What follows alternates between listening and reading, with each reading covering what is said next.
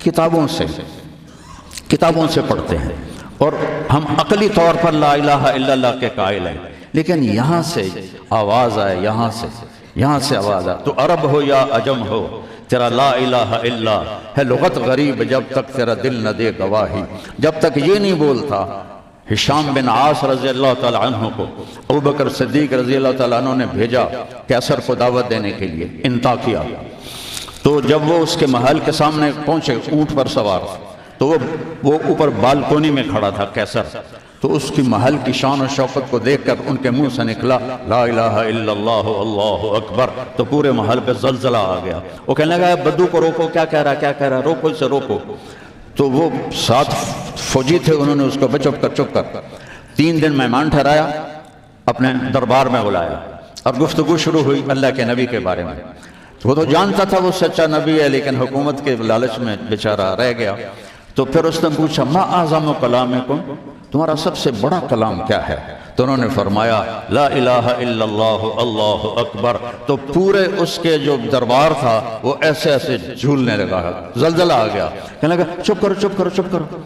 پھر کبھی اٹھے کبھی بیٹھے، کبھی اٹھے کبھی بیٹھے، پھر کہنے لگا تمہارے گھروں میں بھی اس طرح زلزلہ آتا ہے جیسے میرے محل میں ہے؟ کہنے ہمارے تو ہیں ہی جھونپڑے، ہمارے محلوں میں زلزلہ نہیں آتا، یہ یہیں تو دیکھ رہا ہے کہ لا الہ الا اللہ کی کیا طاقت ہے۔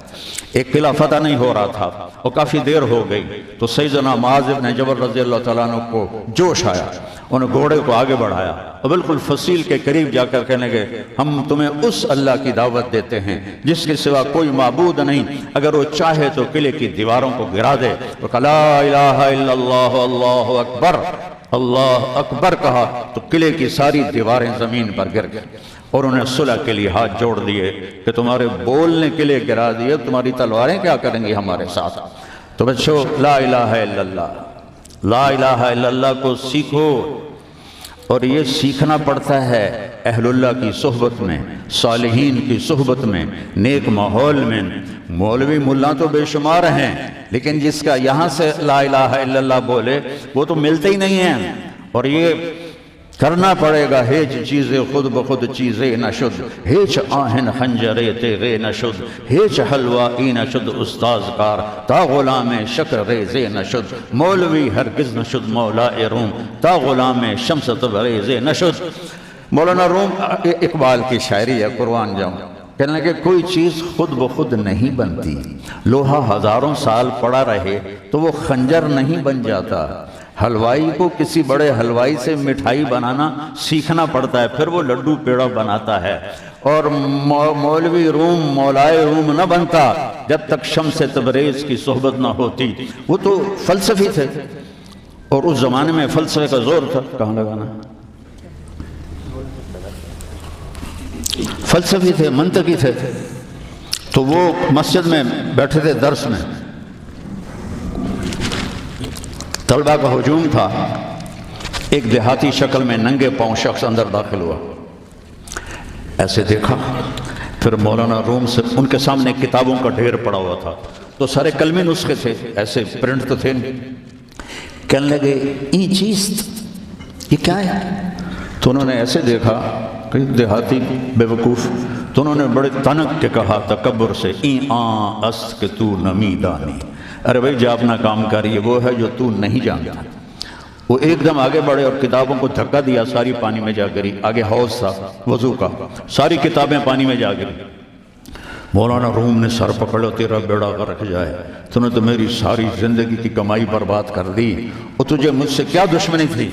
تو وہ مسکرائے اور حوض میں چھلانگ لگائی، ہر کتاب اٹھاتے اور خشک نکال کے باہر رکھ دیتے، ساری کتابیں خشک سامنے رکھ دیں۔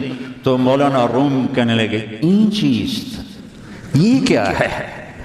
تو انہوں نے فرمایا این آن است کہ تو نمی دانی، مولوی ہرگز نہ شد مولا روم، تا غلام شمس تبریز نہ شد۔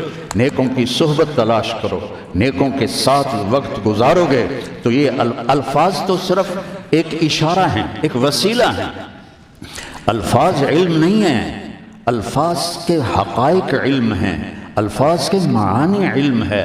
صبر جتنا مرضی پڑھ لو، جب تک صبر کی گھاٹی سے گزرو گے نہیں تو صبر کی حقیقت کو پا نہ سکو گے۔ زندگی میں پہلی دفعہ مجھے محسوس ہوا کہ صبر کیا ہوتا ہے جب میرا جوان بیٹا فوت ہوا، اور اچانک فوت ہوا، اور پھر میرے اوپر آفت ٹوٹی، تو مجھے ایک 70 سال کی عمر میں صبر کا مطلب سمجھ میں آیا۔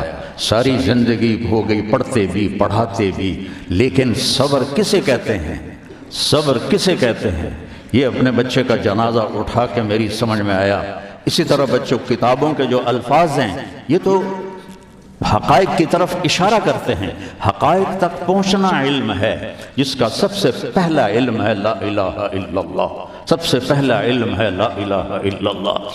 تو ایک دوسری جب میں سمندر دیکھتا ہوں تو ایک میں یہ اس میں گم ہو جاتا ہوں، اور ایک مجھے حدیث اور یاد آتی کہ میرے نبی نے فرمایا کہ لو بسقت بسقتاً فی سبعۃ ابحر لکانت احلی من العسل، اگر جنت کی حور 7 سمندر میں تھوک ڈال دے، تھوک، اس کو تھوک آتا نہیں، تھوک تو عیب ہے، نسواری منہ میں رکھتا ہے، نسوار تو بڑی بڑی تھوکیں کرتا ہے، تو اس کو